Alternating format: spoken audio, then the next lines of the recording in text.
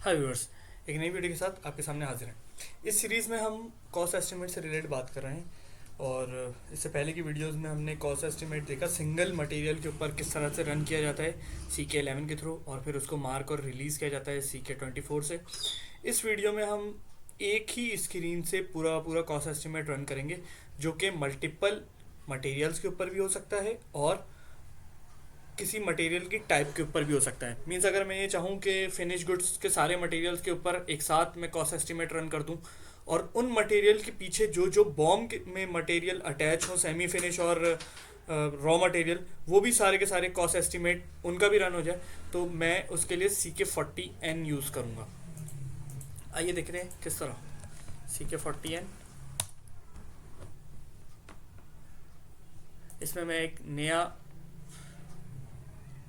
Create costing run create करूँगा। अगर मैं किसी रेफरेंस से, मतलब किसी कॉस्टिंग रन को कॉपी करके बनाना चाहूँ तो मैं इसके ऊपर क्लिक करके बना सकता हूँ, किसी भी कॉस्ट एस्टिमेट को कॉपी करके। मगर अभी मैं जस्ट क्रिएट कॉस्टिंग रन करूँगा। इस कॉस्टिंग रन में मैं कुछ भी नाम रख लेता हूँ इसका, 04 सिंपल सोल्यूशन। ये मैंने इसका नाम रख लिया। कॉस्टिंग रन की मैं आज की डेट दे देता हूँ, इसको मैं एंटर करता हूँ। ये मुझसे नॉर्मल कुछ चीज़ें पूछता है। ये कॉस्टिंग वेरिएंट है, कंट्रोलिंग वर्जन, ये कंपनी कोड और ये कंट्रोलिंग एरिया, ये मैंने सेलेक्ट कर लिया सारा। ये स्टैंडर्ड का कॉस्ट एस्टिमेट है। इसके पीछे पूरी की पूरी कैलकुलेशन होती है। ये कॉन्फ़िगरेशन एंड का पार्ट है, ठीक है। तो ये जब हम कॉन्फ़िगरेशन एंड की वीडियोस कर रहे होंगे तो उसमें इस चीज़ को कवर कर लेंगे कि इसके पीछे क्या क्या सेटिंग्स होती हैं किसी भी कॉस्ट एस्टिमेट को रन करने के लिए। मीन्स इस किस्म की सेटिंग्स होती हैं कि अगर उसकी प्लान प्राइस मिले तो प्लान प्राइस उठा ले, नहीं तो उसका इन्फो, किसी भी मटेरियल का इन्फो रिकॉर्ड उठा ले। मीन्स कि वो क्या किस किस रेट के ऊपर परचेज हुआ है उस रेट को उठा ले।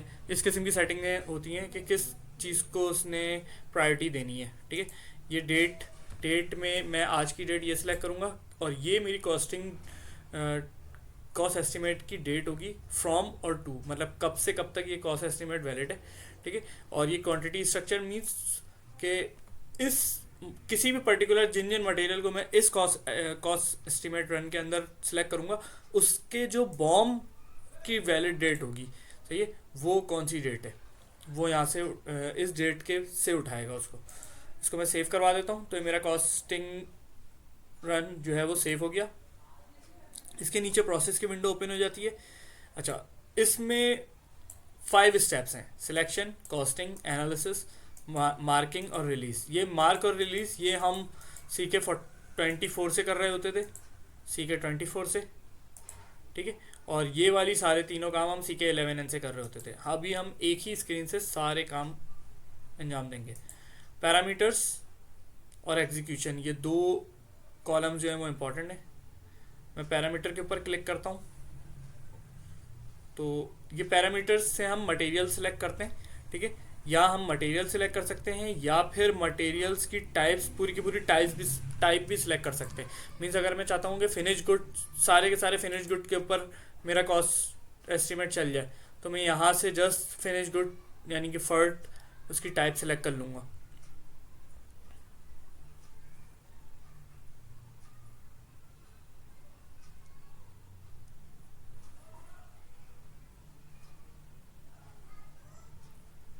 ये देखें, ये पूरी की पूरी इसकी टाइप सेलेक्ट कर सकता हूँ मैं। और अगर मैं चाहूँ कि कोई पर्टिकुलर सिंगल मटेरियल के ऊपर रन करना, तो मैं सिंगल मटेरियल पे भी रन कर सकता हूँ। सिंगल मटेरियल पे CK40N से रन करने का फ़ायदा ये होगा कि उसके पीछे जितने भी बॉम के साथ मटेरियल अटैच होंगे उस मटेरियल के साथ, तो उन सबका कॉस्ट एस्टिमेट वो रन कर देगा, जो कि CK11N से पॉसिबल नहीं होता। CK11N से सिर्फ उस पर्टिकुलर मटेरियल का कॉस्ट एस्टिमेट रन होता है, ठीक है। तो ये मैं एक मटेरियल सेलेक्ट कर लेता हूँ। एक मटेरियल की सीरीज़ सेलेक्ट कर ली मैंने, 2 से लेके 10 तक, ठीक है। अब इसको मैं बैकग्राउंड प्रोसेस से हटा देता हूँ, क्योंकि मेरे चंद एक मटेरियल है 8-10 के करीब, तो उसको बैकग्राउंड पे चलाने की ज़रूरत नहीं है। अगर ये बहुत ज़्यादा मटेरियल्स होते तो मैं इसको बैकग्राउंड के ऊपर रन कर रहा होता। ये मैं सेव कर देता हूँ, बैक आता हूँ, इस जो भी सिलेक्शन है इसको मैं एग्जीक्यूट करता हूँ, ठीक है। इसने इन 8-10 मटेरियल के पीछे जो 112 मटेरियल्स थे वो सिलेक्ट कर लिए हैं, ठीक है। इस मटेरियल्स को कि कौन कौन से मटेरियल हैं मैं यहाँ से देख सकता हूँ, ये 7 लेवल्स के मटेरियल्स हैं, ठीक है। 7 लेवल तक के मटेरियल हैं ये। अगर मटेरियल ओवरव्यू देखना चाहूँ मैं तो उसको यहाँ से क्लिक करके मटेरियल ओवरव्यू देख सकता हूँ कि हर मटेरियल कौन कौन सा मटेरियल सिलेक्ट हुआ है, ठीक। तो दोबारा इसको प्रोसेस में आ जाता हूँ।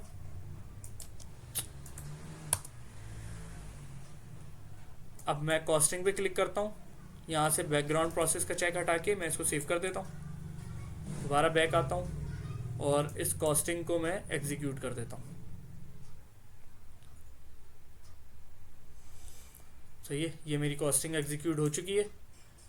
इसको मैं मिनिमाइज कर लेता हूँ और अब मैं एनालिसिस के पैरामीटर्स देता हूँ और ये रिजल्ट ऑफ कॉस्टिंग रन, ये मेरा स्टैंडर्ड गए, मैं इसको इसके साथ अटैच कर लेता हूँ और इसमें भी हम रूल्स डिफाइन कर रहे होते हैं कि किन बेसिस पे एनालिसिस होगी, ठीक है।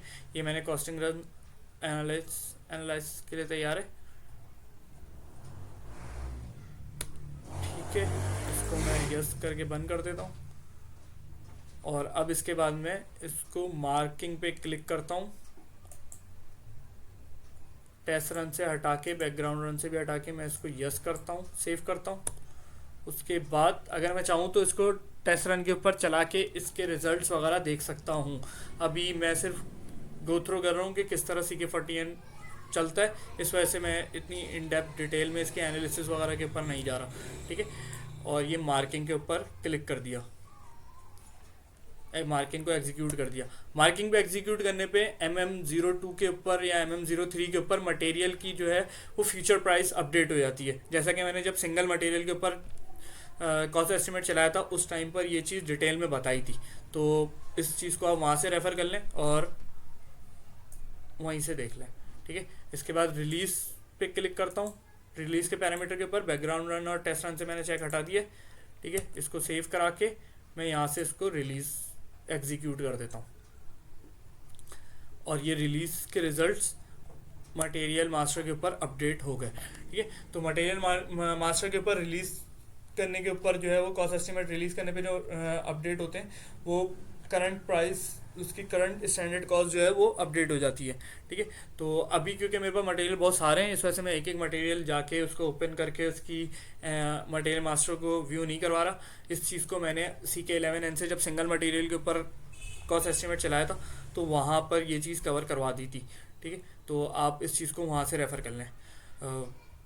अभी कॉस्ट एस्टिमेट तक के लिए इतना ही काफ़ी है। उम्मीद है आपको वीडियो पसंद आई होगी। Thanks for watching.